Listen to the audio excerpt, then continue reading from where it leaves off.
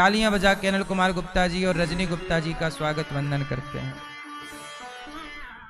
स्वर्गीय श्री राम विलास तायल जी और स्वर्गीय श्री जगदीश चंद्र गुप्ता जी की स्मृति में ये कथा का आयोजन आप सब करा रहे हैं।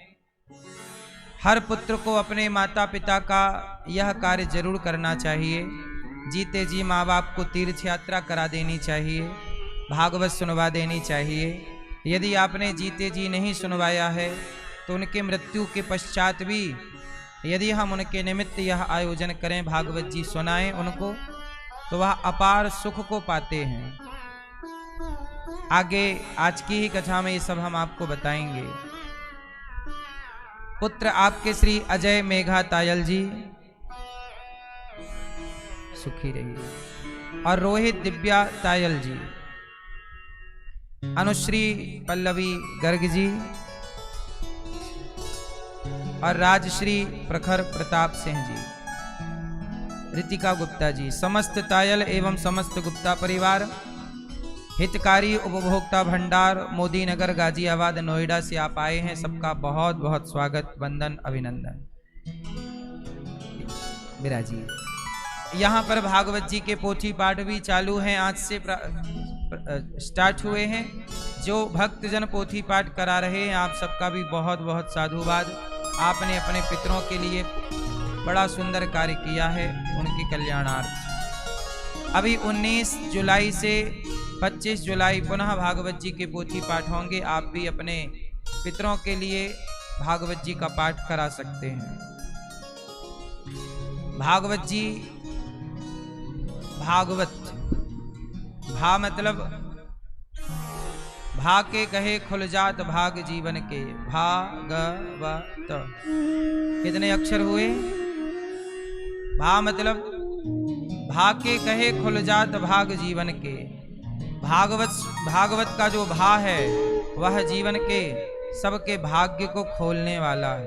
भा के कहे खुल जात भाग जीवन के और गा के कहे से गुमान अर्थात अहंकार मिट जाता है।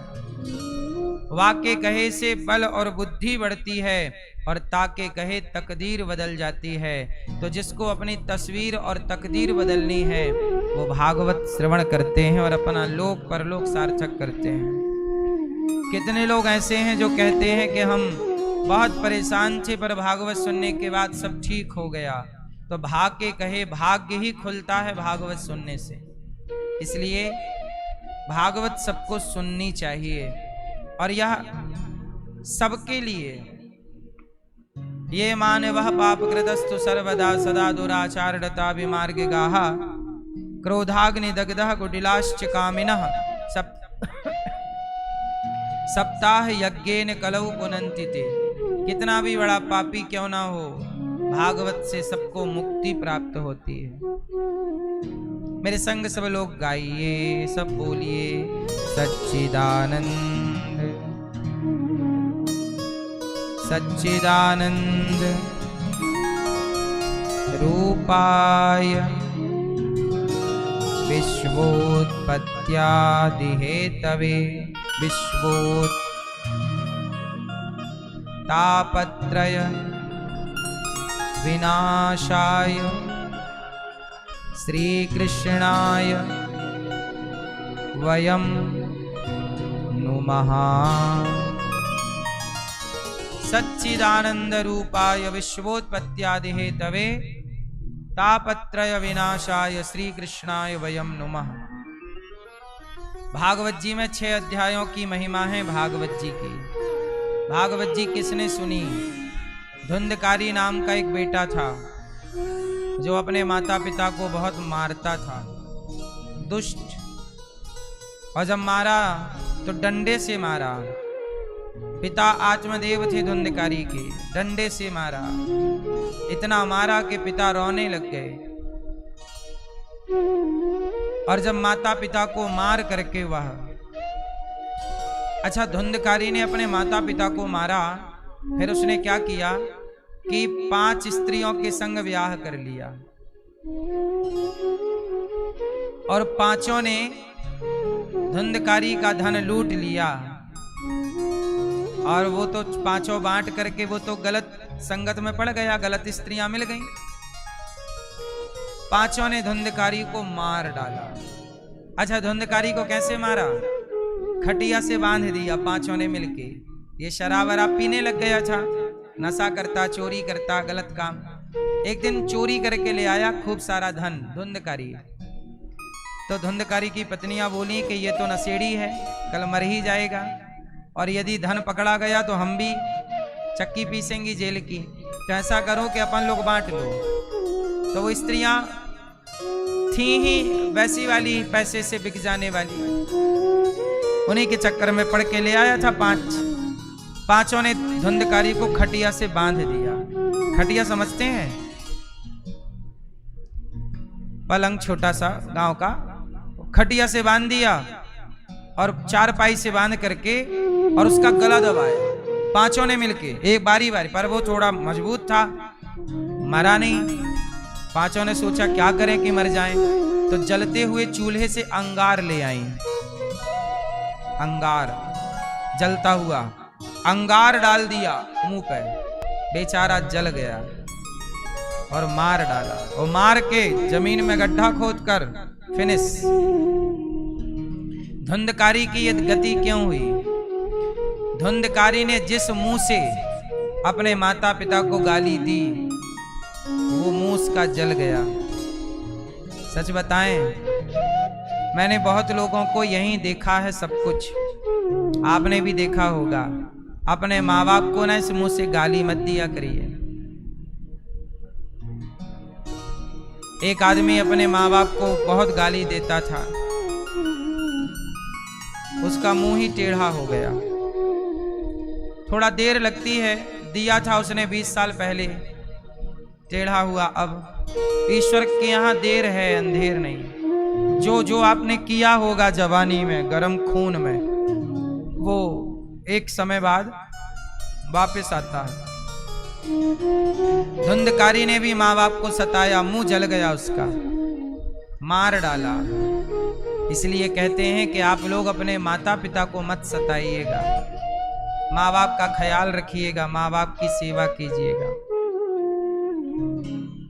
किसी भी तरह से माँ बाप का अहित नहीं होना चाहिए। धुंधकारी जब मरा तो प्रेत बना। क्या बना? क्यों बना प्रेत? क्योंकि धुंधकारी ने माता पिता को सताया है। जो व्यक्ति इस धरती पे आके गलत काम करेगा, उसे प्रेत योनि मिलेगी। ये मानव शरीर जो है ना, अच्छे कर्म करोगे तो आज मनुष्य हो, कल देवता बन जाओगे। गलत कर्म करोगे तो या तो भूत प्रेत बनोगे या राक्षस बनोगे। इसी से आप आगे जा सकते हैं, इसी से आप पीछे आ सकते हैं। रावण भी मनुष्य है, नहीं है? और राम भी मनुष्य का अवतार लेकर आए हैं। विप्रधेनु सुरसंतहित लीन मनुज अवतार। राम भी मनुष्य है, रावण भी मनुष्य है, पर दोनों ने काम कैसे किए? एक ने इतने अच्छे काम किए कि मनुष्य से भगवान कहलाए राम, और एक रावण मनुष्य से गलत काम किया तो राक्षस कहलाया रावण। आप इसी शरीर को पाने के बाद या तो देवता कहलाओगे या तो दैत्य कहलाओगे, या तो कहते हैं ना, बातन हाथी पाइए और बातन हाथी लात। राजा पहले के जमाने में किसी को इनाम में हाथी देते थे, जाओ इन्हें 2 हाथी इनाम दे दो। आपसे खुश हुआ राजा, 2 हाथी इनाम। और यदि आपने गलत काम किया तो राजा बोला इसको चौराहे पे बांध दो और हाथी के पांव के नीचे दबाओ। तो बातों से, अच्छे कार्य से हाथी भी मिल जाता है दान में, उपहार में, गिफ्ट में। और यदि गलत काम होगा तो तो बातन हाथी पाइए और बातन हाथी लात। इसलिए अच्छे कर्म करने चाहिए। धुंधकारी मर के क्या बना मेरी माँ? जोर से, प्रेत। आप लोग अच्छे कर्म करिएगा, गलत कर्म कदापि ना हो, कभी ना हो, स्वप्न में भी ना हो। पुरुष तो देखो गलत काम करता है, प्रेत बन जाता है, भूत बन जाता है। स्त्रियां गलत काम करेंगी, पति को सताएंगी, सास ससुर को मारेंगी, डांटेंगी, मार डालेंगी कुछ, तो क्या बनेंगी स्त्रियां? पुरुष तो बन जाएगा माँ बाप को सता के भूत प्रेत। स्त्री यदि सताएगी अपने बूढ़े ससुर को, रोटी नहीं देगी, और सास को सताएगी और सास का गला दबा दे और मर जाए सास, तो वो स्त्री क्या बनेगी? चुड़ैल।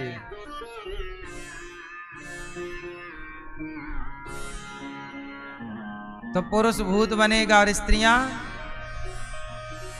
तो आपको चुड़ैल तो नहीं बनना।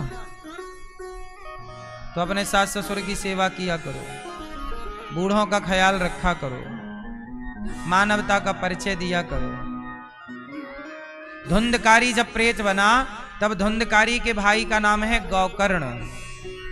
ये गाय से प्रकट हुए हैं, इसलिए इनका नाम क्या है? एक्चुअली हुआ क्या था कि धुंधकारी के जो पिता हैं आत्मदेव, इनके कोई बच्चा नहीं हो रहा था। तो ये संत जी जंगल चले गए, तो रास्ते में एक संत जी मिले, कहा कि मुझे पुत्र नहीं हो रहा है। संत जी ने इनके भाग्य को पढ़ लिया कि तुम्हारे भाग्य में पुत्र से कोई सुख नहीं है, इसलिए भगवान ने तुम्हें पुत्र दिया ही नहीं। लेकिन ये जिद पे अड़ गए, नहीं नहीं हमें तो बेटा चाहिए, पुत्र चाहिए। तो संत जी तो संत थे, कहा कि तेरे भाग्य में पुत्र तो है नहीं, पर तू जिद करता है तो जा मैं तुझे एक फल दे रहा हूँ। एक फल दे दिया, कहा पत्नी को खिलाना। अच्छा, पत्नी का नाम था धुंधली, आत्मदेव जी की पत्नी को फल दिया, पर पत्नी धुंधली ने खाया ही नहीं। उसने फल खिला दिया गाय को।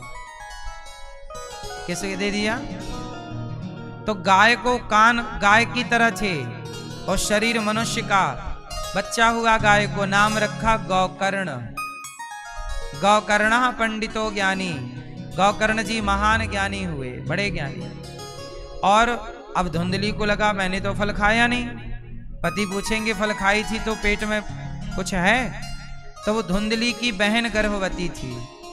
धुंधली ने पैसे पकड़ाए, बहन ये पैसा तू रख और मुझे बेटा दे देना, तेरे तो खूब सारे हैं, ला। तो धुंधली के जब बेटा हुआ तो उसने अपना बेटा धुंधली को दे दिया, धुंधली की बहन ने। और जब बेटा दिया तो धुंधली ने उसी बेटे का नाम रखा धुंधकारी। अब देखो, आत्मदेव जी की किस्मत में बेटा नहीं था, और जब बेटा नहीं था तो बेटा होने का फल भी दिया, तो पत्नी की बुद्धि ऐसी हो गई कि उसने फल नहीं खाया और बेटा आखिरी में नहीं ही हुआ। और जो बहन का बेटा लिया अपना मान करके, वो नालायक निकल गया और उसने खूब मारा। इसलिए संत जी ने समझाया था कि तुम बेटे के लफड़े में ना पड़ो, तुम्हें बेटे से सुख नहीं है, इसलिए परमात्मा ने आपको पुत्र नहीं दिया। इसलिए ईश्वर जो चीज नहीं देते उसके लिए परेशान नहीं होना चाहिए, क्योंकि वो नहीं मिलने में ही आपकी भलाई है। और यदि आप कहेंगे कि नहीं जी हमें तो चाहिए, तो फिर वो मिल जाएगा तो भी आपको कष्ट होगा। लेकिन आज के लोग ये हैं कि चलो जी मिल जाएगा, उसके बाद का कष्ट उठा लेंगे, पर नहीं मिल रहा वो वाला कष्ट ज्यादा है। भगवान जो भी करते हैं ना सही करते हैं। कुछ देते हैं तो भी कृपा है, नहीं देते तो भी कृपा। पर हम इंसानों की बुद्धि में ये बात चढ़ती नहीं है, जल्दी से हम समझते नहीं हैं। अब जैसे आपका बच्चा बोला हमें मोबाइल दिला दो, आपने दिला दिया तो बोलेगा अच्छे हैं माता पिता हमारे, और नहीं दिलाओगे तो वो सबको कहेगा यार हमारे माँ बाप तो अच्छे नहीं है, मोबाइल तक तो दिला नहीं रहे हैं। लेकिन आप जानते हो कि मोबाइल से उसका भला नहीं है। आपका बच्चा बोला गाड़ी दिला दो, आपने दिला दिया, बोलेगा अच्छा है, नहीं दिलाया तो बोलेगा यार हमारे माँ बाप तो अच्छे नहीं है। जबकि आप जानते हो कि अभी उसके लिए गाड़ी सही। ऐसे ही आप माँ बाप हैं, आपको पता है कि आपके बच्चे के लिए क्या सही है और क्या गलत है। ऐसे भगवान के लिए आप भगवान के बच्चे हैं और आप सबके माता पिता भगवान हैं। भगवान को पता है कि आपके लिए क्या सही है क्या गलत है। इसलिए जो दे रहे हैं, जो नहीं दे रहे हैं, वो भगवान ये जानकर दे रहे हैं या नहीं दे रहे। जो आपको सही है वो दे रहे हैं, जो आपके लिए गलत है वो नहीं दे रहे हैं। लेकिन इतनी सी बात हम समझ नहीं पाते। और भगवान को आरोप लगाते हैं, अरे भगवान ने तो उन्हें दे दिया, देखो उनके पास कितना धन है, इनके पास नहीं है, भगवान ने उन्हें दिया हमें नहीं दिया, उनको दिया हमें, ऐसा लोग आरोप लगाते रहते हैं। इस धरती पे भगवान, अच्छा ये बताओ, भगवान ही सब कुछ देते हैं कि कोई और है देने वाला? जोर से। जीवन कौन देता है? मृत्यु कौन देता है? बोलो। भगवान। सुख कौन देता है? भगवान। और दुख कौन देता है? हानि कौन देता है? और लाभ कौन देता है? ऐसा है कि देखो, जैसे जज, अभी एक बूढ़े आदमी ने, 60 साल के एक व्यक्ति ने एक छोटी बच्ची के साथ गलत काम किया था, उसको ना जज साहब ने फांसी सुना दी, तुम्हें फांसी मिलेगी। अब मुझे आप लोग एक बात बताओ कि जज ने एक अपराधी को फांसी दी, तो बताओ इसमें क्या जज की उस आदमी से पर्सनल दुश्मनी थी? उत्तर दो। नहीं। तो फिर जज ने उसे मृत्यु दंड क्यों दिया? उसकी कोई पर्सनल दुश्मनी रही होगी? नहीं। क्यों दिया? जज ने उसे मृत्यु दंड नहीं दिया, उसके अपने गलत कामों ने, गलत कर्मों ने उसे मृत्यु दंड दिया। जज ने तो केवल एक व्यवस्था के तहत अपना जजमेंट सुनाया है। ऐसे ही ईश्वर जज हैं। ईश्वर, जोर से। जैसे जज किसी को बाइज्जत बरी कर दिया जज ने, और किसी को फांसी दे दी, तो जिसको बाइज्जत बरी किया जज की उससे कोई रिश्तेदारी नहीं थी, और जिसे फांसी दी उससे कोई पर्सनल दुश्मनी नहीं। जज ने तो केवल ये देखा कि तुमने अपराध क्या किया है, उसके अकॉर्डिंग दंड मिला है। उसी तरह ईश्वर जज है, और आप लोग जैसा कर्म करते हो, अच्छा या बुरा, उस अच्छे बुरे कर्म का फैसला ईश्वर सुनाते हैं। उसी फैसले को आप सुख या दुख कहते हैं, हानि या लाभ कहते हैं, जीवन या मृत्यु कहते हैं, जबकि वो आपका ही है, जबकि वो आपका ही किया गया कर्म है। कभी का पुराना भी हो सकता है, पिछले जन्म का भी हो सकता है, 100 जन्म पुराना भी हो सकता है, लेकिन हम लोग आरोप ईश्वर पर लगा देते हैं कि आपके कारण हमें ये सब कुछ मिलना हुआ है। इसलिए भगवान किसी को दुख नहीं देते। कौन दुख देता है? व्यक्ति का अपना कर्म। सुख कौन देता है? इसलिए कहते हैं अपने कर्मों को सुधारना स्टार्ट कीजिए। पूरा खेल कर्मों का है, पूरा खेल कर्मों का। धुंधकारी प्रेत क्यों बना?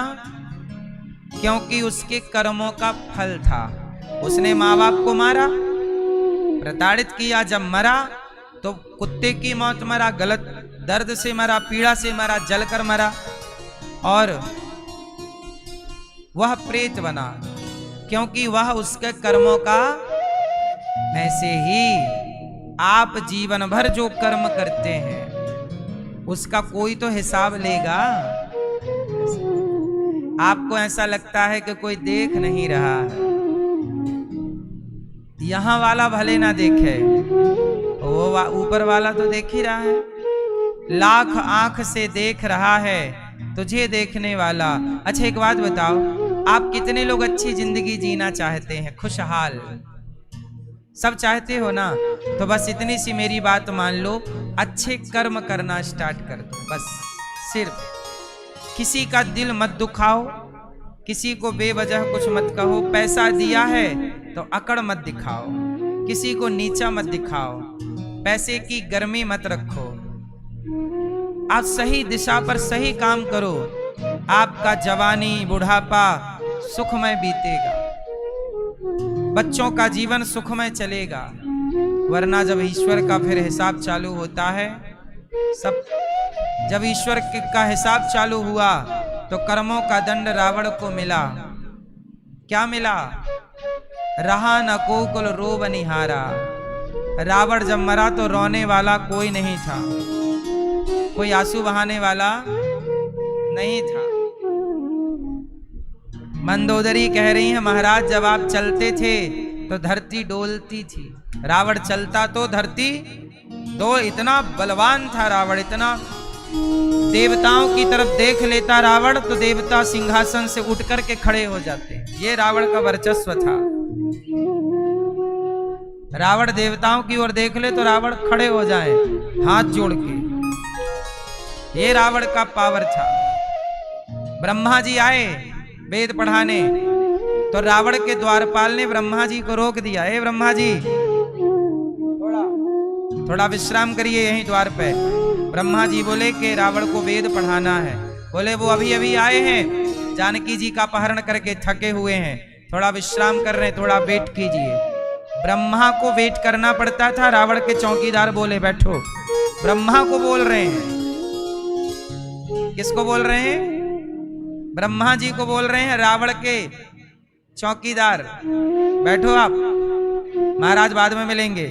ब्रह्मा जी चुपचाप बैठ जाते, अपने वेद की पुस्तक लिए। ठीक है बैठे। ये रावण था, इतना पावर। शंकर जी को बोले सुनो, सावन का महीना आ गया है, हम कैलाश वैलाश नहीं आ पाएंगे, आप आ जाओ जरा देर के लिए लंका, अभिषेक करना है। श्रृंगी लेता, जैसे आप नहीं सावन में माटी के शंकर जी बनाते हो, माटी के शंकर जी के फिर दूध से आप अभिषेक करते हो, जल से अभिषेक करते हो। रावण बोला शंकर जी आओ। आए शंकर जी, बैठाए और श्रृंगी लेके शंकर जी के ऊपर अभिषेक करता रावण। ऐसा रावण, ऐसा रावण जो शिव जी को बुला ले, ब्रह्मा जी को भेंट कराए, देवताओं। रावण की लंका में रावण के सिंहासन के नीचे शनि महाराज पड़े रहते थे। रावण के सिंहासन के नीचे कौन था? देवता लोग हाथ जोड़े खड़े रावण के आगे। ऐसा रावण जब मरा तो कोई रोने वाला? हाँ, जब रावण का ये हाल हुआ तो तुम किस बात का घमंड पाले बैठे हो? क्या है आपके पास? कितनी दौलत कमा लिए हो? घमंड नहीं, अहंकार रावण का नहीं चला, हमारा तुम्हारा क्या चलेगा? इसलिए आम का पेड़ फलों से भरता है तो डालियां झुकती हैं। झुकता वही है जिसमें जान होती है, अकड़ खास मुर्दे की पहचान होती है। सच बताओ, रावण को किसने मारा? किसने मारा? रावण को राम ने नहीं मारा, रावण को उसके अपने कर्मों ने ही मार डाला। क्यों मैया, सही है? रावण को किसने मारा? राम जी ने तो केवल जज बन करके फैसला दिया कि तेरी मृत्यु, लेकिन रावण के कर्म यदि बुरे ना होते तो क्या रावण को राम जी मारते? क्यों मारते? ऐसे ही आपके कर्म बुरे ना होंगे तो आपको कोई क्या बिगाड़ लेगा, और आपके कर्म बुरे होंगे तो चाह करके भी फिर कोई रोक नहीं सकता। इसलिए पूरा खेल कर्मों का है। इसलिए जीवन में सुख चाहते हो, अच्छे कर्म करो। हाँ, भला कीजिए भला होगा, बुरा कीजिए बुरा होगा। भला कीजिए भला होगा, बुरा कीजिए बुरा होगा। वही लिख लिख कर क्या होगा, यही सबको चुकाना है। मैया जी झूठ मत बोलो, प्रभु के पास जाना है। भला कीजिए भला होगा, भला कीजिए भला होगा, बुरा कीजिए बुरा होगा। बुरा कीजिए बुरा होगा।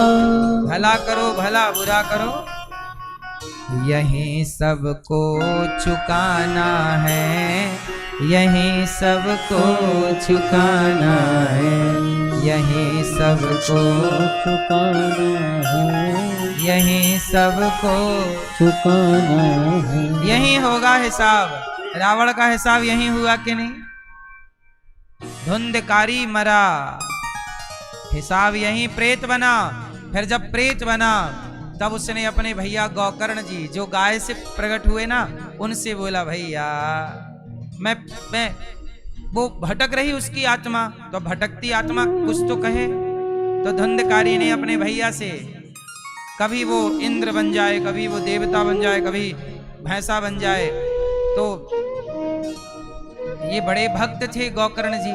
गौकर्ण जी बोले कि कोई सताया हुआ जीव है, तो हाथ में जल लेके मंत्र पढ़ के डाला, कौन हो तुम? तो धुंधकारी बोला, अहम भ्राता त्वदीयोस्मि धुंधकारी नामतः। मैं आपका भैया धुंधकारी। गौकर्ण जी बोले कि तुम मेरे भाई धुंधकारी? अरे मैंने तो तुम्हारे नाम का गया में श्राद्ध भी कर दिया है ना। गया श्राद्ध सते नापी मुक्तिर में न भविष्यति। धुंधकारी बोला कि ना भैया, मेरा गया श्राद्ध करने से मोक्ष ना होगा। क्यों नहीं होगा? आप 100 बार मेरा गया में श्राद्ध कर दीजिए, फिर भी मेरा मोक्ष नहीं होगा। मैं बड़ा वाला पापी हूं ना। मैंने माँ बाप को सता के बहुत कष्ट दिया है, अपने बाप को मारा है, इसलिए मैं प्रेत बना हूं। मुझे इस प्रेत योनि से निकालो। मुझे भूख लगती है, मुझे खा नहीं पाता, मुझे प्यास लगती है, पानी पी नहीं पाता, मैं बहुत कष्ट पा रहा हूँ। आप लोग कई बार आत्महत्या कर लेते हैं, बहुत कष्ट मिलता है प्रेत योनि में। ये भूत प्रेत योनि अच्छी नहीं होती, ऐसे कर्म नहीं करने चाहिए कि यहाँ जाओ। धुंधकारी बोला भैया हमें निकालो इस योनि से, हम प्रेत बन गए हैं। तब गौकर्ण जी बोले चिंता ना करो, मैं तुम्हारे मोक्ष का कोई साधन ढूंढता हूँ। तब सवेरे सवेरे गौकर्ण जी ने भगवान सूर्य से प्रार्थना की कि हे सूर्य भगवान, मेरा भाई बड़ा दुष्ट था पर था तो भाई, आप कृपा करिए, बताइए कि मेरे भाई प्रेत योनि में चला गया है, अब मेरे भाई का उद्धार कैसे होगा। तब सूर्य भगवान ने कहा कि आपके भाई का उद्धार भागवत श्रवण करने से होगा। तब गौकर्ण जी ने तुरंत भागवत जी की योजना बनवाई और सब देश देशांतरों में निमंत्रण कार्ड भेजा, ऋषि मुनियों को बुलवाए और प्रेम से गौकर्ण जी ने अपने भैया धुंधकारी को भागवत सुनवाई। और जब पहले दिन की कथा सुनी तो धुंधकारी हवा प्रधान थी, तो वह बांस की एक ग्रंथि में जाके बैठ गया। पहले दिन की कथा हुई तो बांस की एक गांठ खुल गई, दूसरे दिन की कथा में बांस की दूसरी गांठ खुली, तीसरे दिन की कथा में तीसरी, चौथे दिन की कथा में चौथी। 7वां दिन आया, कथा पूरी हुई, एक दिव्य पुरुष कथा के बीच में प्रकट हो गया। विमान आया, विमान पर बैठकर जब जाने लगा तो गौकर्ण जी ने रोका, रुको भाई कौन हो? तब कहा गौकर्ण जी आप भैया आपका धन्यवाद, मैं आपका भाई धुंधकारी हूं। गौकर्ण जी ने कहा कि भाई तुम तो प्रेत थे, तुम तो अब देवताओं की तरह शरीर पाकर वस्त्र पहन के विमान पर जा रहे हो, कैसे? तब धुंधकारी ने कहा कि जो आपने मुझे भागवत सुनवाई, इस भागवत के श्रवण मात्र से मैं प्रेत की योनि से निकलकर एक दिव्य देवताओं की तरह शरीर पाकर अब मैं भगवत धाम जा रहा हूं, बैकुंठ जा रहा हूं। गौकर्ण जी की वहां पर सभी श्रोताओं ने जब ये दृश्य देखा तो गौकर्ण जी से, अब धुंधकारी तो चला गया, तो जाते जाते गौकर्ण जी ने कहा धुंधकारी कुछ जनता जनार्दन के लिए तो कहो। तब धुंधकारी ने जाते जाते क्या कहा वो जरा आप सुनिएगा। गौकर्ण जी ने कहा, धुंधकारी ने कहा कि दुनिया वालों सुनो, हम लोग भोजन बनाते हैं, सवेरे का बनाया भोजन शाम तक बिगड़ जाता है, नहीं दाल महकने लग जाती है, साग में दुर्गंध पैदा हो जाती है, नहीं सुबह का बना भोजन शाम तक बिगड़ जाता है। जरा सोचिए कि सुबह का बना भोजन शाम तक बिगड़ जाता है, उसी भोजन से बना हुआ ये शरीर कब तक चलेगा?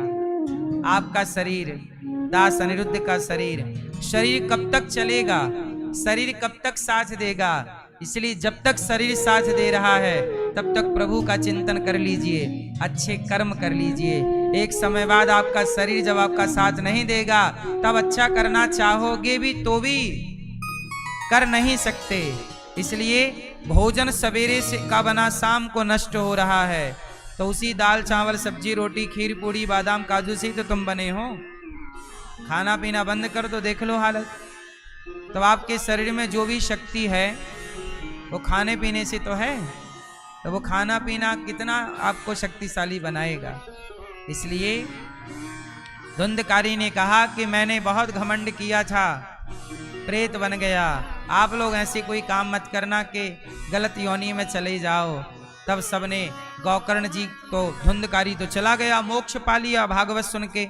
इसलिए आप लोग भागवत सुना करो, इसलिए जीते जी भागवत सुनना चाहिए।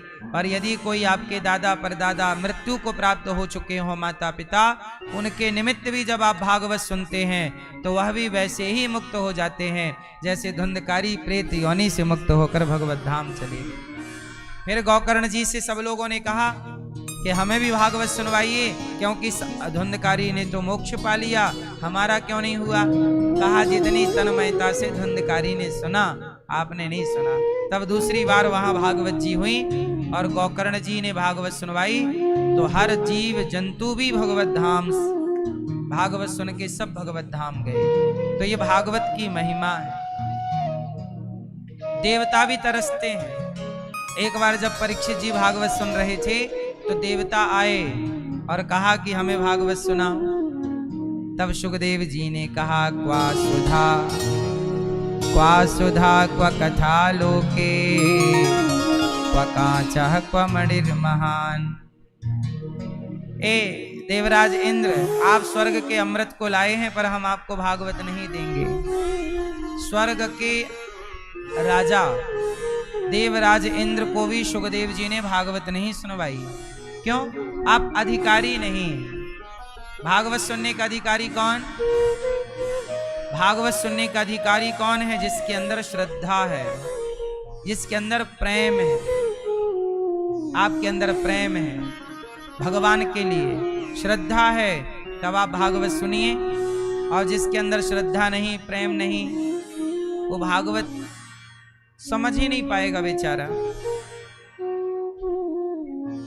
देवराज इंद्र को नहीं सुनवाई तो देवराज इंद्र ने ब्रह्मलोक में तराजू बांधी, एक पलड़े पर भागवत को रखकर दूसरे पलड़े पर स्वर्ग के तमाम सुखों को रखकर तौला, तो भागवत जी का पलड़ा भारी था। अहंकार इंद्र का भी नष्ट हो गया, इंद्र चरणों में गिरे। तब भागवत जी से भगवान प्रकट हो गए। बोलिए भागवत भगवान की। सुखदेव जी प्रकट हुए और जंगल की ओर गए तपस्या करने, भगवत चिंतन करने। अब देखो, देवताओं जब राजा परीक्षित जी को सुखदेव जी ने भागवत सुनाई, इंद्र का अहंकार मिटा। सनकादियों के बीच भगवान प्रकट हुए। सनक सनंदन सनातन सनत कुमारों ने नारद जी को भागवत सुनवाई। भागवत सुनी, सबका संदेह दूर हुआ। भक्ति परेशान थी, तब भक्ति महारानी को भागवत सुनवाई, भक्ति का दुख दूर हुआ, ज्ञान भई। भागवत किसने सुनी? भक्ति ने। एक बार भक्ति भी उदास बैठी यहीं वृंदावन में। नारद जी निकले, नारायण नारायण। तो नारद जी की नजर एक महिला पे पड़ी, उदास थी। एक बुढ़ा यहाँ सो रहा, एक बुढ़ा यहाँ। नारद जी ने कहा, देवी आप कौन हैं? कहा कि अहम भक्ति ऋतिख्याता इमऊ में तनयऊ मतऊ। महाराज मेरा नाम भक्ति है, ये मेरे दो बेटे हैं ज्ञान वैराग्य, ये पुत्र दोनों मेरे हैं। कहाँ से आई हो तुम? उत्पन्ना द्रवणे साहम वृद्धिम कर्णाटके गता क्वचित क्वचिन महाराष्ट्रे गुर्जरे जीर्णताम गता।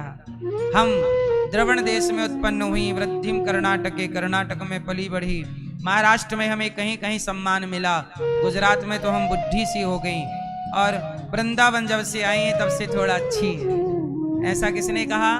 भक्ति ने कहा।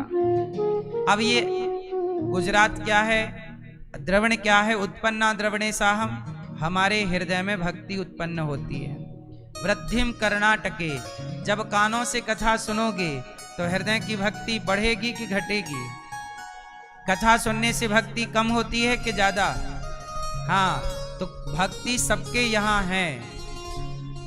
कानों से कथा सुनो तो भक्ति बड़ी होगी। और गुजर गई रातें, एक रात गुजर गई किसके बिना? भगवान के भजन के बिना। यदि आपका ध्यान भगवान से हट गया तो देख लेना आपका ध्यान गलत जगह पे लगेगा, गलत कामों में लगेगा। इसलिए हम कहते हैं कि अपने चित्त को भटकाओ ना। बूढ़ी हो जाएगी आपके अंदर की भक्ति यदि आपका मन भजन से हटके और गलत दिशाओं में लग गया तो। आजकल लोगों का मन कहाँ लगता है ज्यादा, है ना? आजकल लोग कहते हैं काम में मन नहीं लगता। सबको मोबाइल पे जुआ खेलना है, जुआ वाला ऐप डाउनलोड कर रखा है। सबको जुआ खेलना, सट्टा। सबको जल्दी बड़ा आदमी होना है। मेहनत करके बड़ा आदमी किसी को नहीं बनना आजकल मेहनत से बड़ा आदमी नहीं बनना चाहता कोई, रातों रात बड़े आदमी हो जाए। तो चलो जुआ का ऐप डाउनलोड कर लिया और जुआ खेल रहा है, और जुआ खेलने के चक्कर में लाखों हार गया। जो घर की पूंजी थी वो भी खत्म, ना घर का रहा ना घाट का। अरे जुआ खिलाने वाले जो ऐप होते हैं वो अपने कमाई के लिए बने हैं, तुम्हारे लिए नहीं बने हैं। इतनी सी बात तुम नहीं समझ पाए तो तुम बेवकूफी तो हो एक नंबर के। इसलिए कहता हूं मेहनत पे भरोसा करो। आप मेहनत कीजिए, अच्छी प्लानिंग कीजिए, और कोई जुआ खिलाए भी और कहे कि जीत जाओगे, हम आपको 10 लाख जिता देंगे। जुआ का पैसा जीत भी जाओ और आपके पास 10-5 लाख आ भी जाए तो वो पैसा आपको फलेगा नहीं। अच्छा बताओ, जुए का पैसा दुर्योधन ने जीत तो लिया था, पांडवों के साथ क्या खेला था? दुर्योधन ने पांडवों के संग जुआ खेला और जुए में जीत लिया। पूरा राज्य जीत लिया था पांडवों का। दिल्ली जिसे आप कहते हो, ये आज की दिल्ली इंद्रप्रस्थ हुआ करती थी। ये धर्मराज युधिष्ठिर की बसाई है। धर्मराज युधिष्ठिर जी को बंटवारे में यही मिली थी। और जब यहाँ का सुख संपन्नता दुर्योधन ने देखा, उसके तोते उड़ गए और उसने जुआ का ऐलान किया और जुआ खेलने के निमंत्रण दिया। और धृतराष्ट्र महाशय ने कह दिया कि बेटा धर्मराज जरा भैया खेल लो। तो खेला और खेल में पूरा जुआ हार गए। कौन हार गया? धर्मराज युधिष्ठिर जी हार गए। और पूरा धन, पूरी सेना, पूरा धन, पूरा खजाना, पूरा बाण धनुष, जो भी उनके अस्त्रालय शस्त्रालय थे, सारा कुछ जीत गया। कौन? दुर्योधन जीत गया। दुर्योधन जुए में सब जीत गया, लेकिन जीता हुआ 15 साल भी नहीं चला, सर्वनाश हो गया। तुम जुए से धन जीत भी लो तो वह धन तुम्हें फलीभूत ना होगा। इसलिए कहता हूं फलीभूत आपकी मेहनत है। मेहनत करो, अच्छी प्लानिंग करो, सही तरीके से पैसे कमाओ, वो पैसा फलीभूत है। वो एक पैसा होता है जो आपके सामने आता है और आपके सामने ही नष्ट हो जाता है, लेकिन एक पैसा होता है जो पीढ़ियों तक चलता है। क्यों? सही है ना? एक पैसा कैसे चलता है? पीढ़ियों तक। कि दादाजी के पास भी पैसा था, वो सही रास्ते पर चले तो दादा का पैसा आपके पिताजी पे आया, और फिर पिताजी सही रास्ते पर चले तो आज आपके दादाजी भी अमीर थे, आप भी अमीर हो। आपकी संतान सही रास्ते से कमाओगे तो वो कई पीढ़ी तक टिकेगा, क्योंकि आपके दादा परदादाओं का वो ईमानदारी का पैसा, उन्होंने बेईमानी नहीं, और बेईमानी की होगी तो आने वाली दूसरी पीढ़ी सड़क में आ जाएगी, देख लेना। जिन्होंने बेईमानी से कमाया है उनके आने वाली पीढ़ी सड़क पे आएगी, देख लेना। तुम कितने भी अमीर रहे हो, लोग नहीं कहते अरे हमारे बाप दादे तो बहुत अमीर थे, लेकिन अब तुम्हारी हालत क्या है? खाने को रोटी नहीं है ठीक से, क्योंकि तुम्हारे बाप दादों ने गलत किया। ईमानदारी से कमाते तो वो पैसा पीढ़ी दर चलता। इसलिए कहता हूं पैसा गलत तरीके से कमाया तो था, तुम्हें समझ में क्यों नहीं आता? दुर्योधन इसका उदाहरण है। दुर्योधन ने जुआ खेल के तो जीत लिया, कहां टिका? तुम भी उसी जुआ में पड़ गए। इसलिए जुआ ना खेला करो। दादाजी क्या चालू हो गई? सुनो, क्या नहीं खेलोगे? आप लोग खेलते हैं जुआ हुआ? आप भैया जुआ नहीं खेलना, आप खेलते हो? मोबाइल वाला कभी मत खेलना। हमें चाहिए ही नहीं फोकट का पैसा। आप अपने बच्चों को ऐसा बनाओ जैसे ये दास अनिरुद्ध को अभी मेरे से कोई कहे कि तुम जुआ खेल लो, 1 करोड़ बिल्कुल तय है जीत जाओगे। यदि मुझे पता भी लग जाए कि मैं जुआ खेलूंगा और 1 करोड़ जीत जाऊंगा, मैं तो भी जुआ नहीं खेलूंगा। मुझे वो चाहिए नहीं ना करोड़। मुझे पता है कि वो मुझे फलीभूत नहीं होगा। जुआ में कलयुग का वास होता है। जैसे आप लोग क्या कहते हैं कई बार, साग सब्जी धो करके खाओ, क्योंकि साग सब्जी में बैक्टीरिया हो सकता है। नहीं धोओगे गर्म पानी में तो बैक्टीरिया फंगस आपके पेट में। ऐसे ही बेईमानी के धन में कलयुग होता है। यदि बेईमानी का धन आ भी गया तो धन के माध्यम से कलयुग मेरी खोपड़ी में चढ़ जाएगा, और 1 करोड़ आएगा तो सब कुछ लेके चला जाएगा, नाश कर देगा। इसलिए बेईमानी तुम सड़क में जा रहे थे, उस सड़क में तभी रास्ते में तुम्हें कोई बैग मिल गया। अब तुमने बैग खोला तो उसमें पैसे ही पैसे थे। आपको क्या लगा यार इतना सारा पैसा, चलो कितना भी पैसा तुम्हें सड़क में मिल जाए कभी देखो भी मत उसकी तरफ।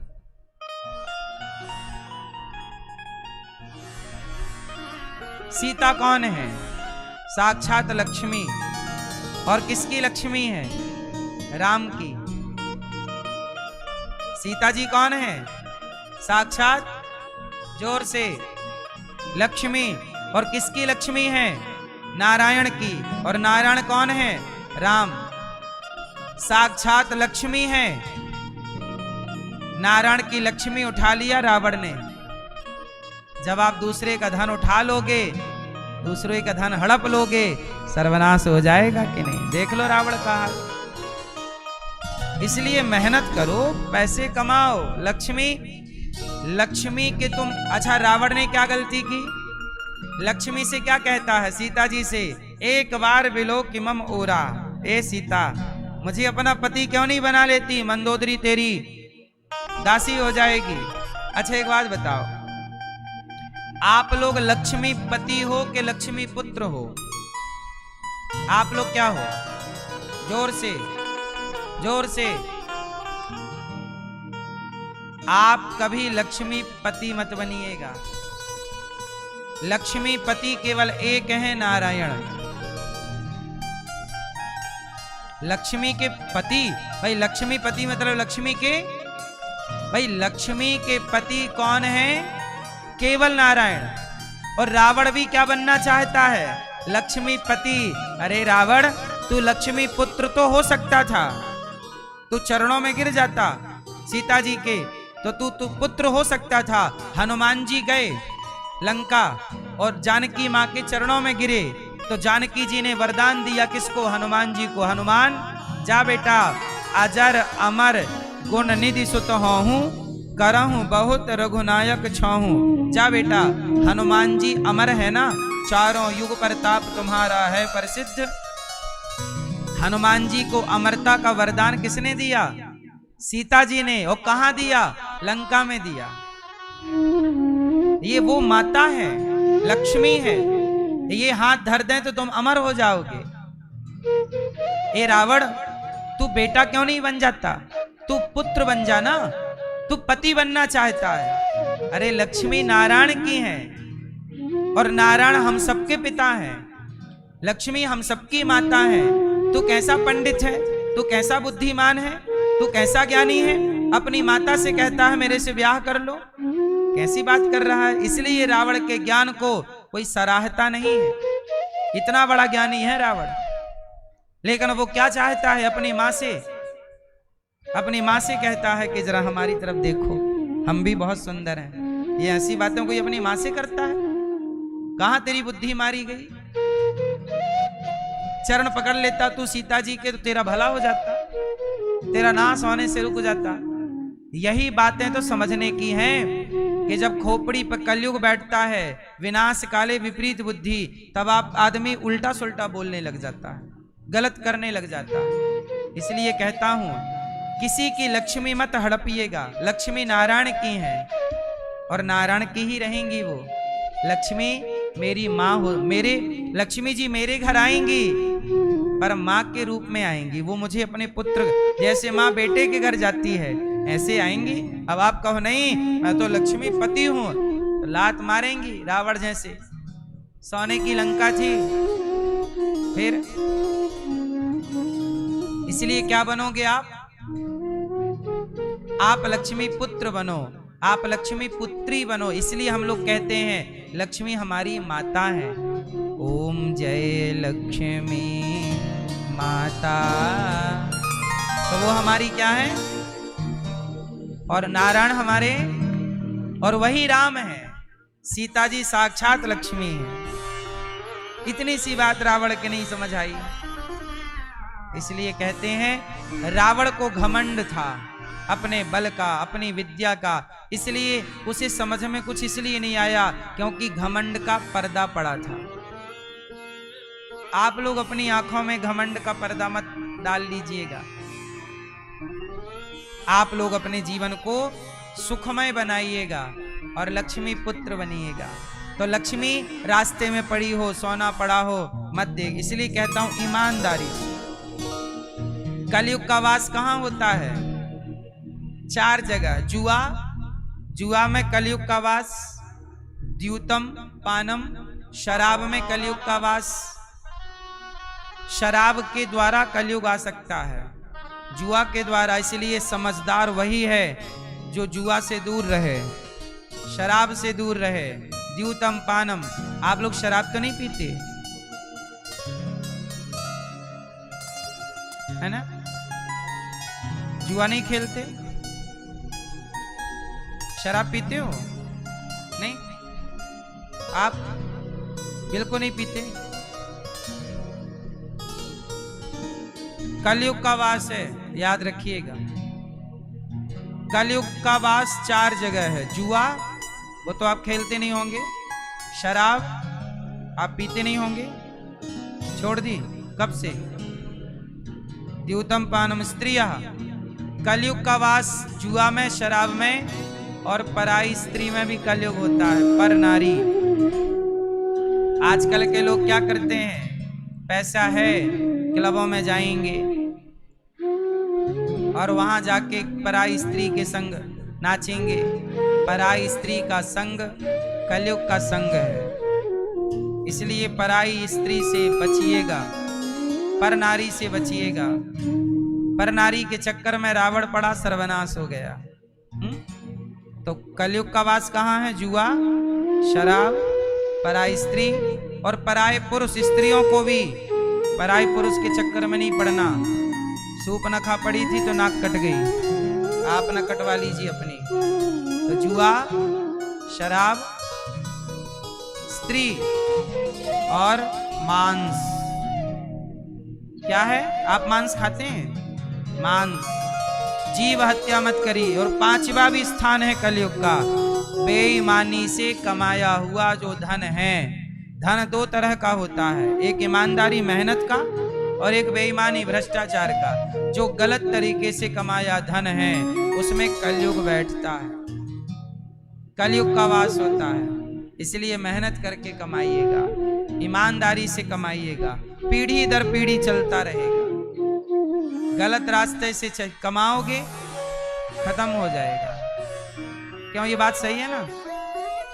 इसलिए धर्म ना छूटे। तो भक्ति महारानी उदास बैठी वृंदावन में, ज्ञान वैराग्य परेशान। नारद जी से कहा भक्ति ने कि मैं बहुत परेशान हूँ, क्या करूँ। तब नारद जी ने सनकादियों से कहा कि भक्ति बड़ी परेशान है, बताओ क्या करें। तब नारद जी से सनकादियों ने कहा कि भक्ति को भागवत सुनवाओ। और हरिद्वार की पावन धरती पर जब भागवत जी का आयोजन हुआ तो भक्ति महारानी भी वृंदावन से भागवत सुनने गई और भागवत की महिमा सुनकर भक्ति ज्ञान वैराग्य का दुख दूर हो गया केवल भागवत जी की महिमा से। केवल महिमा से सदा सेव्या श्रीमद् भागवती कथा। भागवत कितनी बार सुननी चाहिए? कितनी बार सुननी चाहिए भागवत? बार बार। पिबत भागवतम रसमालयम मुहुरहो रसिका भुवि भावुका। बार बार भागवत सुनते रहो।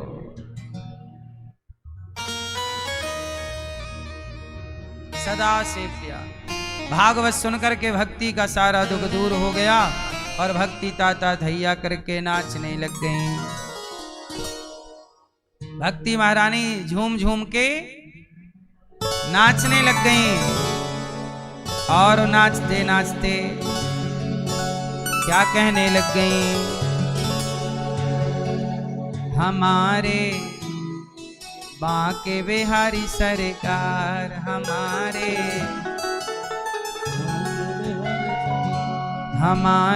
बांके बिहारी सरकार, हमारे बांके बिहारी सरकार। अच्छा ये बताओ आपकी रिश्तेदारी बड़ी है कि छोटी है, ज्यादा कि कम? कितने रिश्तेदार हैं आप लोगों के? कितने रिश्तेदार हैं? बड़ी बड़ी रिश्तेदारी है? हाँ कि ना? परंतु हमारे दो ही रिश्तेदार, तुम्हारे कितने रिश्तेदार? एक हमारी राधा रानी, एक हमारी राधा रानी, और दूजे बांके बिहारी सरकार, हमारे दो ही रिश्तेदार।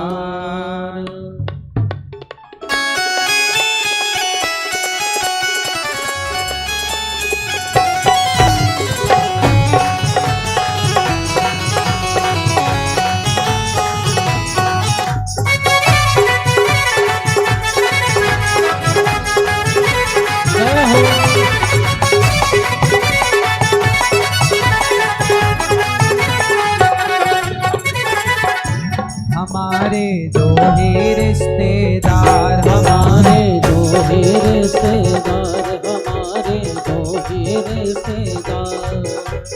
एक हमारी राधा रानी, एक हमारी राधा रानी, एक हमारी राधा रानी, एक हमारी राधा रानी, दूजे बांके बिहारी सरकार, हमारे हमारे हमारे दो ही रिश्तेदार, हमारे दो ही रिश्तेदार, हमारे दो ही रिश्तेदार।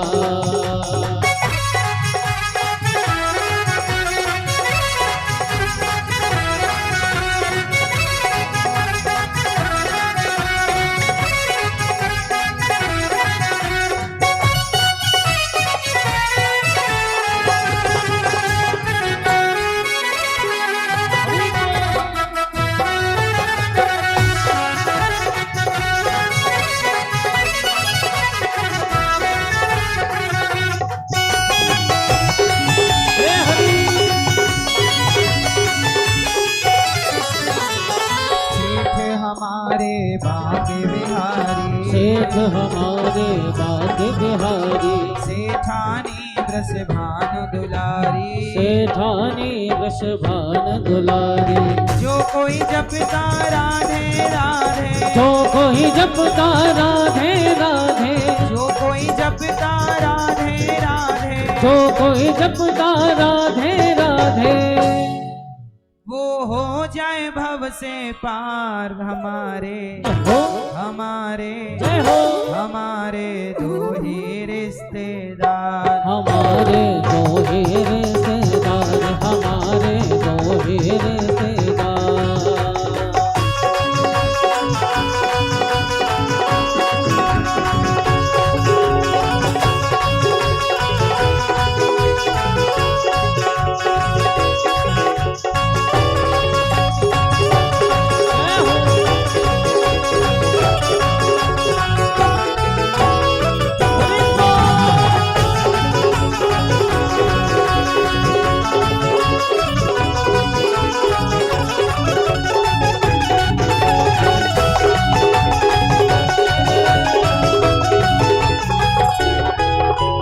ममतामयी है राधिका रानी ममतामयी है राधिका रानी हर बात सामने इनकी मानी हर बात सामने इनकी मानी राधा नाम की जड़ी बूटी से राधा नाम की जड़ी बूटी से राधा नाम की जड़ी बूटी से राधा नाम की जड़ी बूटी से होते यहाँ उपचार हमारे हो हमारे हो हमारे दो ही रिश्तेदार हमारे दो ही रिश्तेदार हमारे दो ही रिश्तेदार हमारे दो ही रिश्तेदार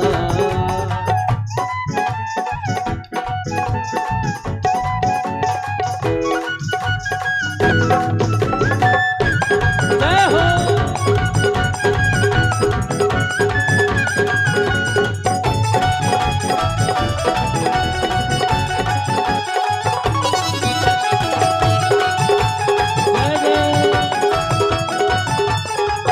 ना कोई चिंता ना कोई टेंशन ना कोई चिंता ना कोई टेंशन ना कोई चिंता ना कोई टेंशन ना कोई चिंता ना कोई टेंशन आपको रहती है चिंता ना कोई चिंता ना कोई टेंशन ना कोई चिंता ना कोई टेंशन राधा नाम है दिल में मेंशन राधा नाम है दिल में मेंशन आप लोग भी अपने दिल में राधा नाम मेंशन कर लीजिए जब यहाँ मेंशन राधा नाम तो यहाँ टेंशन होगी ना कोई चिंता ना कोई टेंशन ना कोई चिंता ना कोई टेंशन राधा नाम है दिल में मेंशन राधा नाम है दिल में मेंशन हरी सभा में कह सकते हैं हरी सभा में कह सकते हैं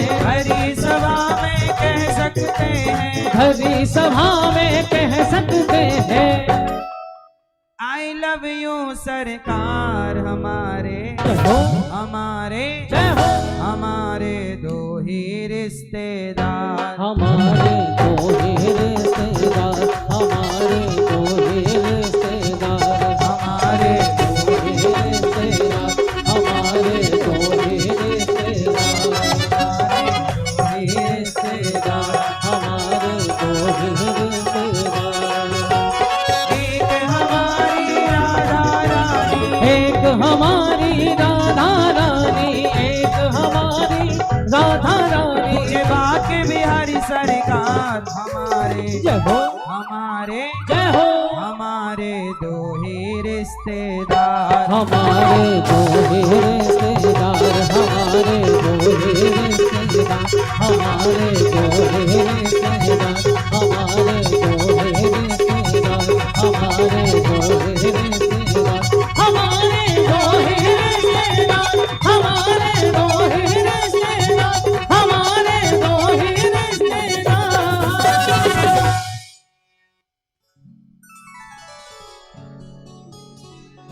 ना कोई चिंता ना कोई टेंशन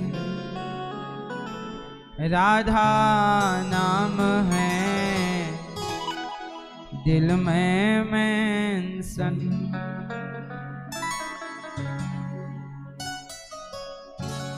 भरी सभा में कह सकते हैं प्यार करना ही है तो जगत से क्यों जगन्नाथ से क्यों नहीं? तो भगवान से क्या कहोगे? भरी सभा में कह सकते हैं आई लव यू सरकार, हमारे दो ही रिश्ते मैया तुम्हारे कितने रिश्तेदार।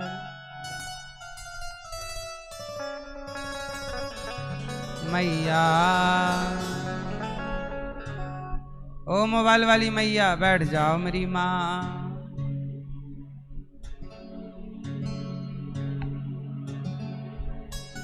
अब भगवान बड़े प्रेम से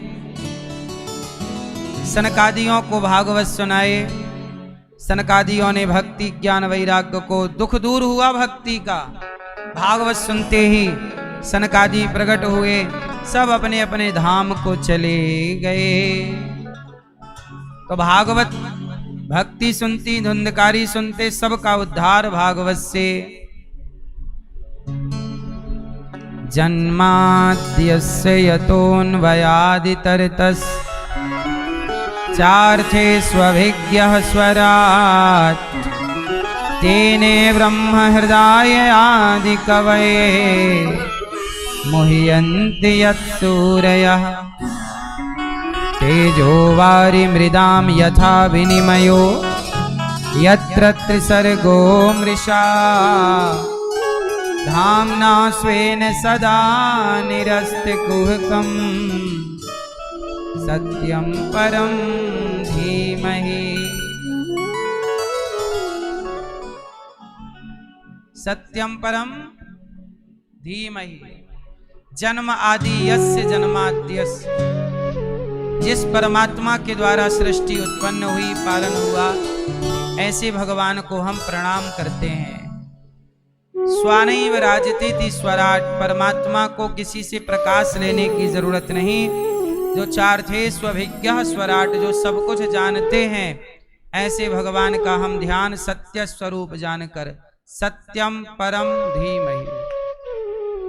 अच्छा बताइए, सत्य क्या है? लोग कहते ना सत्य बताना, सच बताओ। हाँ बताओ सच क्या है? सत्य किसे कहते हैं भैया बताओ? सत्य किसे कहते हैं? मन को अच्छी तो दारू भी लगती है, नहीं? मन को अच्छी ना लगती तब ना लोग पीते हैं दारू। तो जो अच्छा लगे वो सत्य है।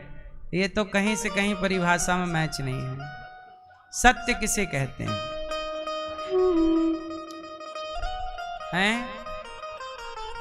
सत्य क्या है? सत्य किसे कहते हैं? हाँ, ईश्वर सत्य है, सत्य ही शिव है, शिव ही सुंदर है। सत्यम शिवम सुंदरम, ओ सत्यम शिवम सुंदरम। ईश्वर सत्य है। सत्य क्या है? भगवान। सत्य किसे कहते हैं? भगवान को सत्य कहते हैं। क्या है सत्य? सत्य कौन है? भगवान सत्य है। इसलिए जब भगवान सत्य हैं तो फिर इसलिए ना आखिरी में बोला जाता है कि राम नाम सत्य है। राम भगवान है, मतलब भगवान ही सत्य है। ये बात मुर्दे को सुनवाई जाती है, जबकि समझने के लिए हमें और आपके लिए जरूरी है कि भगवान ही सत्य है। अच्छा ये बताओ, जब भगवान सत्य हैं तो संसार कैसा है? संसार सच्चा है कि झूठा है?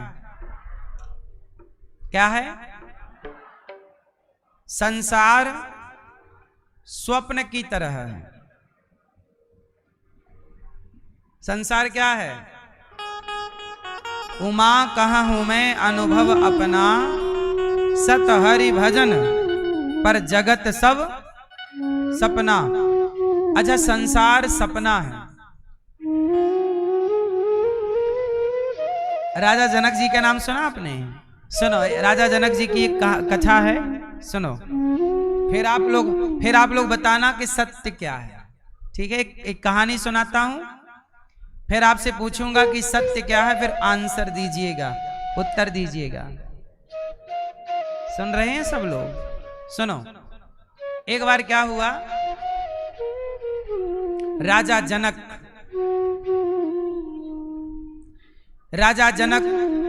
गर्मियों का टाइम था, सो रहे थे, खुले में सो रहे थे। बड़े बड़े महल तो थे, तो महल के छत पर जनक जी सो रहे थे। ठंडी ठंडी हवा थी, आनंद ले रहे थे, गहरी नींद में थे कि तभी क्या हुआ, किसी दूसरे राज्य के राजा ने आक्रमण कर दिया, और इस तरह से आक्रमण किया कि किसी को पता ही नहीं लगा, बंदी बना दिया सबको। और राजा जनक की पत्नी, खजाना, सेना सब पर कब्जा, सबको बंदी बना के, और राजा जनक सो रहे थे कि तभी दुश्मन राजा जनक के पास पहुंचा और गर्दन में तलवार रख दी। अब राजा जनक जैसे ही आंख खोले तो गर्दन पे तलवार। राजा जनक से कहा तुरंत खड़े हो जाओ। राजा जनक खड़े हुए। अभी या तुम कहो तो हम तुम्हें मार डालें, यदि बचना चाहते हो तो इस राज्य को छोड़कर यहां से चले जाओ। और सुनो, साथ में कुछ नहीं, ये कपड़े वपड़े जो पहने हो ठीक ठाक वाले उतार दो, एक लपेट लो बस, कुछ नहीं, चलो यहां से। राजा बोले कि भाई आप, जनक जी बोले आप कौन हैं? हमारी पत्नियां कहां गई? बोले आपकी पत्नी सब बंदी पड़ी हैं। अरे हमारी पत्नी तो छोड़ दो। अच्छा ठीक है, तुम्हारी पत्नी छोड़ देंगे, तुम दोनों जाओ, पर शर्त है कि तुम दोनों अलग अलग दिशा में जाओगे, एक साथ नहीं जा सकते। पत्नी अलग जाएगी, तुम अलग, चलो। अब राजा जनक को निकाल दिया, कब्जा कर लिया दूसरे ने उनके राज्य पर, और नगर से बाहर कर दिया। अब राजा जनक सवेरे से निकले, चलते चलते चलते दोपहर हो गई, बड़ी भूख लगी। राजा जनक वो जनक हैं जिनके पास कभी किसी चीज की कोई कमी नहीं।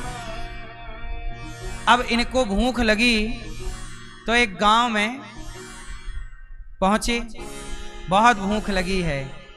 अब ये राजा थे, कभी भीख तो मांगी नहीं कि किसी के द्वार जाके भिक्षा मांग लें कि भैया बड़ी भूख लगी, कभी नहीं मांगा।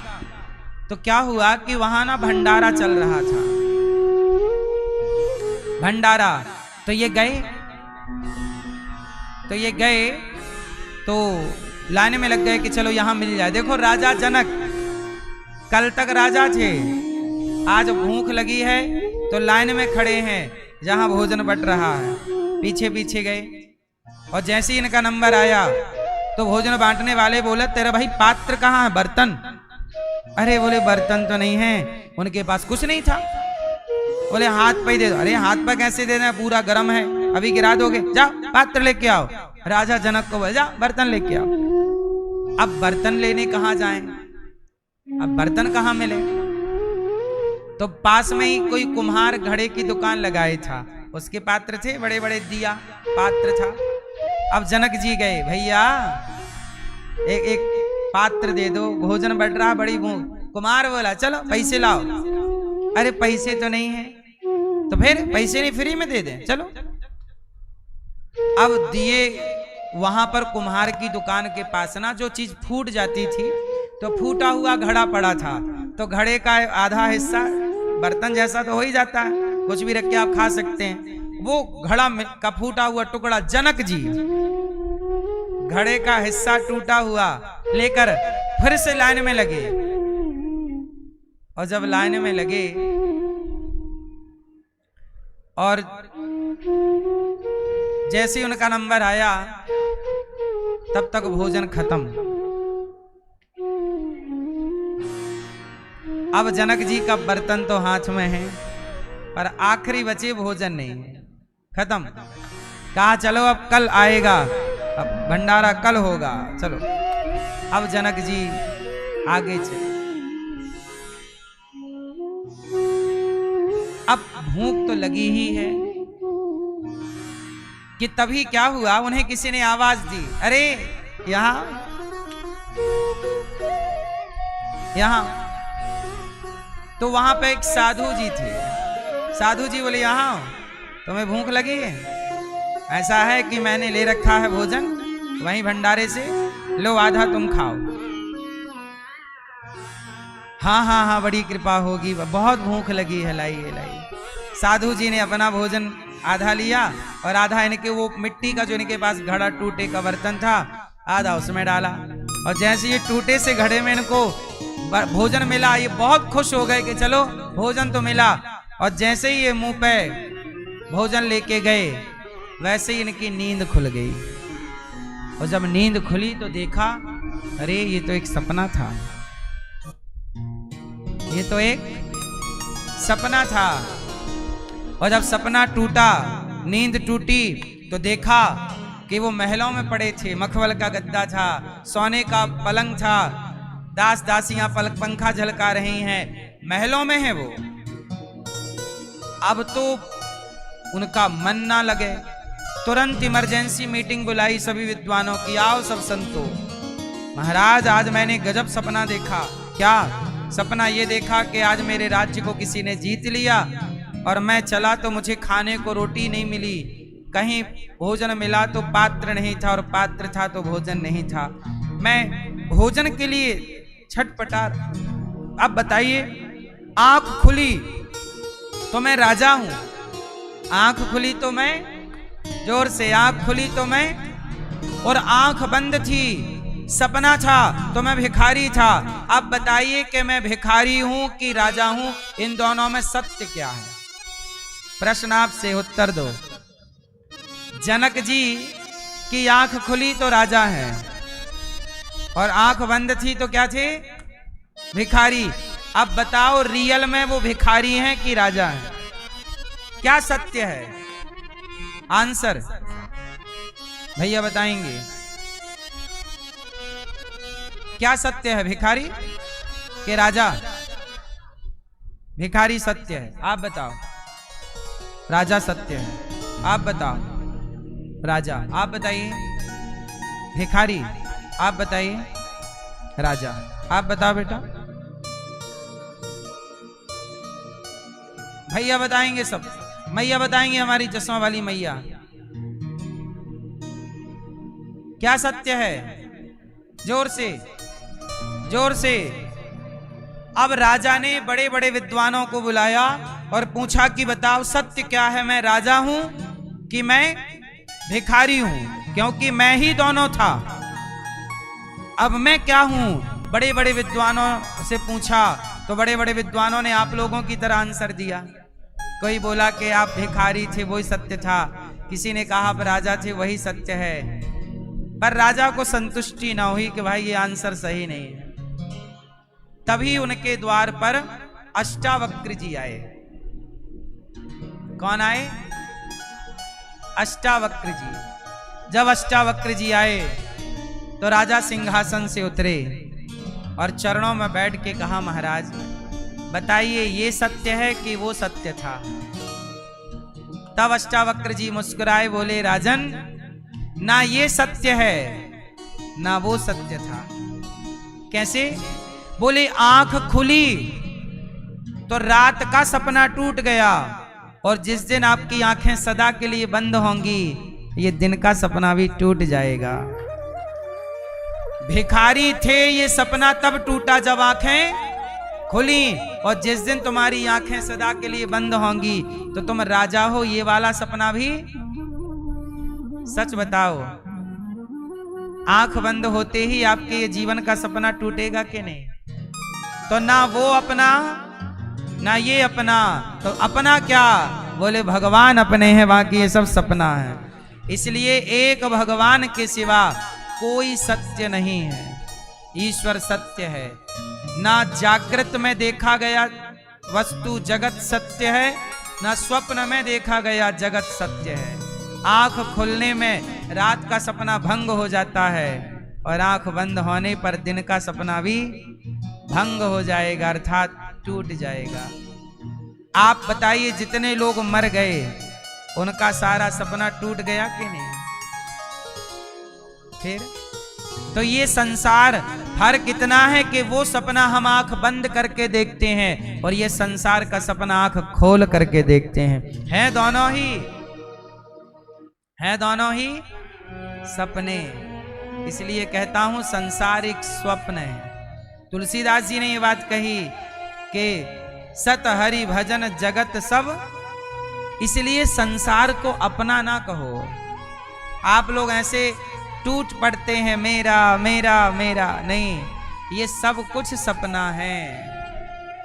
अच्छा ये बताओ, आपका लड़कपन आपके लिए क्या है? आपका लड़कपन, जब आप अपने लड़कपन को अब याद करते हैं, मैं भी कभी कंचे खेलता था, गिल्ली डंडे खेलता था, मैं भी तालाब में नहाता था, है ना, मैं भी अमरूद चुरा चुरा के, आम चुरा चुरा के खाता था। वो आज जब सोचते हो तो आज सोचने पर वो सपने के जैसा लगता है। सच बताएं, आपका लड़कपन सपने जैसा चला गया, आपकी जवानी सपने जैसी। अब आप जवानी के बारे में सोचते हो तो ऐसा लगता है कि वो एक सपना है। आपका बुढ़ापा भी एक दिन सपना जैसा हो जाएगा। इसलिए संसार अपना नहीं है, संसार एक सपना है और इस सपने को लोग अपना मान बैठे हैं। इसलिए कहता हूं, उठ जाग मुसाफिर भोर भई, अब रैन कहां तू सोबत है। जो सोबत है वो खोबत है, जो जागत है वो, ये सब सपना है। ये मेरा बेटा है, मेरी बेटी है, मेरा परिवार है, मेरा दौलत है। क्या मेरी दौलत है? आंख बंद होते ही कुछ ना रह जाएगी तुम्हारी दौलत, सपना है बस। इसलिए कहता हूं, मीराबाई ने क्या कहा? मेरे तो गिरधर गोपाल दूसरो ना कोई, भगवान के सिवा मेरा कोई नहीं। इसलिए सत्यम परम धीमहि, परम सत्य कोई है तो भगवान ही परम सत्य है। इसलिए तो लोग कहते हैं आखिरी में कि राम नाम वही सत्य है। क्यों कहते हैं? ताकि दुनिया को बताएं कि भगवान ही सत्य है, बाकी तो सब सपना है। पर इतनी सी बात लोग समझते नहीं हैं और सुना भी किसे रहे हैं? मुर्दे को, जो सुन ही नहीं सकता। और जो सुन सकता है वो सुन रहा है, वो बोल रहा है, पर समझ नहीं रहा है। सही है? सारी जिंदगी में आदमी नहीं समझता, संसार को ही अपना मान के बैठ जाता है। इसलिए भगवान को अपना मानिए, भगवान को अपना कहिए। मैं बार बार कहता हूं, हम सब यहाँ के नहीं हैं, हम सब वहाँ के हैं। यहाँ तो कुछ काम के लिए आप आए हैं, कुछ काम के लिए दास आया है, कुछ काम के लिए आप आए हैं। काम पूरा होती चलो, काम पूरा होती फिर आप कहेंगे अच्छा तो हम चलते हैं। यहाँ तो पूछा जाएगा फिर कब मिलोगे, फिर वहां की यात्रा में तो फिर ये ना पूछा जाएगा फिर कब मिलोगे, वहां नहीं मिलेंगे। अब के बिछड़े कब मिले, दूर पड़े हैं। कहते पत्ता गिरा, पीपल का पत्ता या कोई भी पत्ता ले लो आप, पत्ता पेड़ से चिपका है ना, पत्ता गिरा है डाल से। सुनिएगा मैया, नींद आए तो बता देना, लोरी सुनाएंगे। पत्ता गिरा है डाल से, ले गई पवन उड़ाए। पत्ता गिरा है डाल से, ले गई पवन उड़ाए। अब के बिछड़े कब मिले, दूर पड़े हैं जाए। मृत्यु के बाद ऐसा बिछड़ना है कि उसके बाद फिर कोई किसी को कभी नहीं मिलता। जैसे पानी की एक बूंद आप समुद्र में डाल दीजिए, तो पानी की एक बूंद समुद्र में डालते ही समुद्र में ऐसी गुम हो जाएगी कि फिर वो बूंद आपको वापस जो मिलेगी वो दूसरी होगी, वही ना होगी। ऐसे ये संसार एक बार मिला है, ये मानव जीवन एक बार मिला है, परिवार एक बार मिला, इसलिए परिवार के साथ अच्छे से रहो, अच्छे से बातें करो। माँ एक बार मिली है, माँ से बात कर लो। पिता एक बार मिला है, पिता से बात कर लो, अच्छे से बात कर लो, रह लो, जी लो, अच्छे से रह लो, क्योंकि इसके बाद फिर आपकी माँ केवल फोटो रह जाएगी, पिता की तस्वीर रह जाएगी, आपकी और हमारी भी एक दिन सिर्फ तस्वीर रह जाएगी। कोई भी यहाँ फिर कब मिलता है, दूर पड़े हैं जाए। इसलिए कहता हूँ जगत से मोहब्बत ना कीजिएगा, रोना पड़ेगा। भगवान अपने हैं। यहाँ से जाने वाला कहाँ चला जाता है, कहाँ समा जाता है, ये चाबी केवल भगवान के पास है। मुझे यहाँ भेजा है उन्होंने, जाओ। हाँ, रचा है सृष्टि को जिस प्रभु ने, वही ये सृष्टि चला रहे हैं। जो पेड़ हमने लगाया पहले, उसी का फल हम अब पा रहे हैं। रचा है सृष्टि को जिस प्रभु ने, वही ये सृष्टि चला।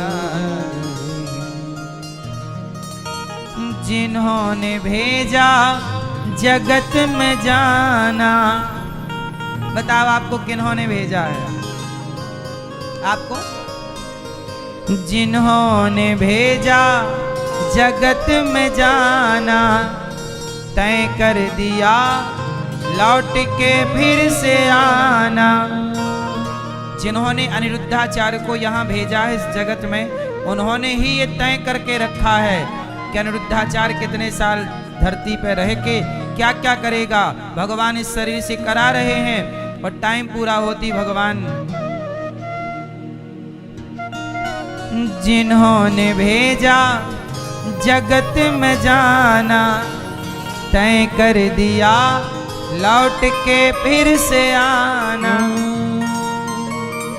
जो भेजने वाले हैं यहाँ पर, जो भेजने वाले हैं यहाँ पर, वही फिर वापस बुला रहे हैं। रचा है सृष्टि को जिस प्रभु ने, वही ये सृष्टि चला रहे हैं। है ना? भगवान ही इसी धरा से शरीर पाए, इसी धरा में फिर ये समाए। इसी धरती से ना हमें पंच तत्व का ये शरीर, खा पी रहे हैं तो बना है शरीर, खाना पीना बंद हो जाए तो खत्म। इसी धरा से शरीर पाए, इसी धरा में आखिरी में हमारा शरीर कहाँ समाएगा? 50 रुपए के घड़े में आपकी सारी राख समा जाएगी। क्यों ये सही है? कितना घमंड करके आदमी चलता है। ज्यादा घमंड ना कर भाई, 50 रुपए के घड़े में पूरा का पूरा समा जाएगा। सांस है तो इतना घमंड किस बात का? इसी धरा से शरीर पाए, इसी धरा में फिर ये समाए। है सत्य नियम यही धरा का, है सत्य नियम यही धरा का। एक आ रहे हैं एक जा रहे हैं। बच्चा पैदा हुआ तो दादाजी चले गए, एक आया। रचा है सृष्टि को जिस प्रभु ने, वही ये सृष्टि चला रहे हैं। इसलिए जीवन में अज्ञान भरा जीवन ना जिया करो आप लोग। जगत एक सपना है, सत्यम परम धीमहि। ऐसे सत्य स्वरूप परमात्मा को हम नमस्कार करते हैं जो परम सत्य है। तो राजा जनक से अष्टावक्र जी ने क्या कहा, ना ये सत्य है ना। अच्छा आप लोग बताइए, आप लोगों ने भी तो आंसर दिया था कि राजा सत्य है, भिखारी सत्य है। अष्टावक्र जी के आंसर से कितने लोग सहमत हैं कि ना ये सत्य ना वो? सही है ना? सपना सत्य है ना जागृत सत्य है। ठीक है, जागृत, स्वप्न और सुसुप्ति तीन अवस्थाएं होती हैं। एक सुसुप्ति अवस्था भी होती है, जैसे आप कहते हैं बहुत गहरी नींद आई। एक जागृत अवस्था जैसे आप जाग रहे हैं। एक स्वप्न अवस्था है जब अपन सोते हैं और सपने में चले जाते हैं, तो जागृत ये है, और स्वप्न वो है जब आप सपना। और एक होती है सुसुप्ति। सुसुप्ति क्या होती है? जहां आप कहते हैं अरे रात को सोए, सीधा सवेरे आंख खुली, कब सवेरा हो गया पता नहीं, मतलब कोई सपना नहीं आया। गहरी ऐसे लगा कि अभी सोए थे अभी सवेरा हो गया, इतनी देर में रात निकल गई, इतनी देर में। गहरी नींद, कुछ नहीं था मस्तिष्क में। कई बार आप सोते हैं पर मस्तिष्क में चलता है कुछ, वो स्वप्नावस्था या वो जागृत अवस्था होगी। सुसुप्ति अवस्था में साइलेंट है सब कुछ। तीन अवस्थाएं, तो तीनों में सत्य क्या है? तीनों सत्य नहीं। अच्छा, जो सुसुप्ति अवस्था है उसमें तो आप मुर्दा हो जाते हैं ना। जब आप सोए गहरे तो आप क्या हैं? मुर्दा हैं। उस समय कोई आए और आपकी एक झटके से गर्दन काट दे, आपको पता ही नहीं चलेगा कब क्या हो गया। वो एकदम मुर्दा है। सोने में सब लोग मुर्दे ही तो हो जाते हैं। बस इसलिए कहता हूं कि संसार से ज्यादा लिपटे ना रहो, जकड़े ना रहो। थोड़ा भगवान के चरणों से लिपट जाओ, थोड़ा भगवान से लिपट जाओ, क्योंकि आप वहां के हो, यहां के नहीं। आपका असली मुकाम यहाँ, आप कह जरूर रहे हैं। अभी आपसे पूछा जाए कहां से हो, ए मैया, ओ गुलाबी मैया, कहां से हो आप? हैं? दिल्ली। आप कहां से हो? दिल्ली से। आप कहां से हो बेटा? गाजिया। मैया पीली मैया, आप कहां से हो?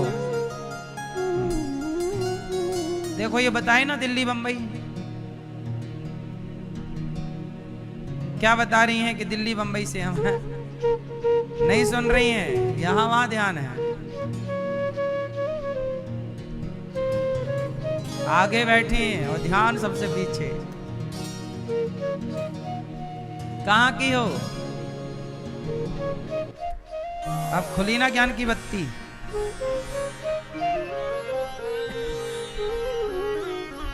अज्ञानवश यहीं का आदमी बताता है, ये यहाँ हूं, यहाँ हूं, यहाँ हूं। व्यवहार में बताना भी पड़ता है। यदि आप गए कहीं किसी के, कहां से आए, और कहने लग गए वहां से, तो वो सोचेगा एलियन तो नहीं है। ये भी फांसी है। सही बता तो आदमी, आज के व्यक्ति इस ज्ञान तो समझ ही नहीं पाएंगे कि कहना क्या चाह रहा है। इसलिए सांसारिक व्यक्ति के लिए सांसारिक बातें करनी पड़ती है। इसलिए आप लोग दो तरह का ज्ञान रखा करो।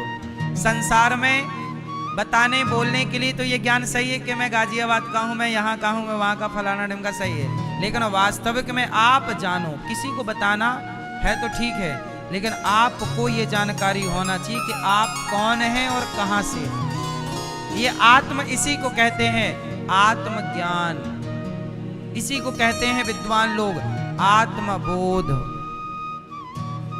जिसे आत्म लोग नहीं कहते अरे बड़े आत्मज्ञानी हैं। आत्मज्ञानी किसे कहते हैं? जो ये मान ले कि मैं यहाँ का नहीं, मैं वहां का हूं, जगत मेरा नहीं जगन्नाथ मेरे। दो बातें समझ में